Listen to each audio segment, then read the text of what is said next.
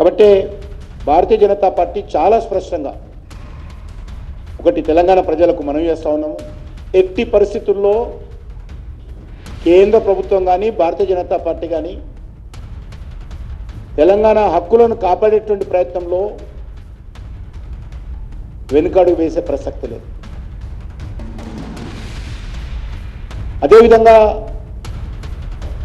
ఒక నేషనల్ పార్టీగా 2 రాష్ట్రాలకు న్యాయం జరగాలని కేంద్ర ప్రభుత్వం కోరుకుంటుంది. ఆ విషయాన్ని మనం దృష్టిలో పెట్టుకోవాలి. అంతే తప్ప తెలంగాణకు అన్యాయం చేసి ఆంధ్రకి ఇస్తామనో, ఆంధ్రకు అన్యాయం చేసి తెలంగాణకి ఇస్తామనేటువంటి ఆలోచన ఎవరికైనా ఉంటే అది వాళ్ళ మెదడులో తీసేయాలని చెప్పి కోరుతా ఉన్నాం.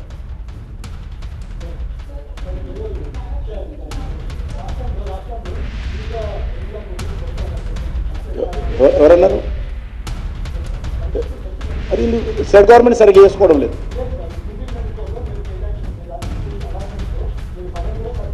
ఎవరన్నారు?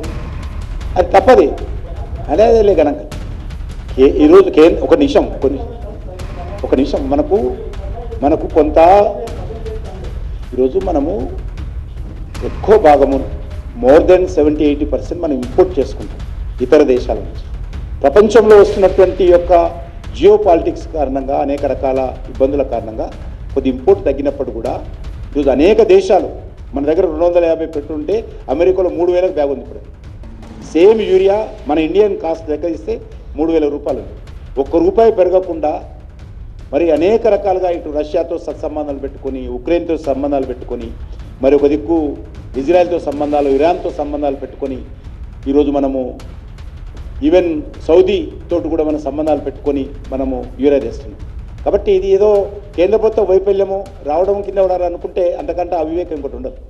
కాబట్టి ఎంతో జాగ్రత్తగా మన యొక్క విదేశీ దౌత్యనీతిని పూర్తిగా మన దేశానికి అనుకూలంగా మలుచుకుంటూ ఇక్కడ కొరతలు రాకుండా చేస్తున్నాం. చాలా స్పష్టంగా తెలంగాణకు సంబంధించినంత వరకు ఒకరోజు అటు ఇటు కావచ్చు తప్ప ఎక్కడ కూడా యూరియా కొరత లేకుండా చూసేటువంటి బాధ్యత మాది.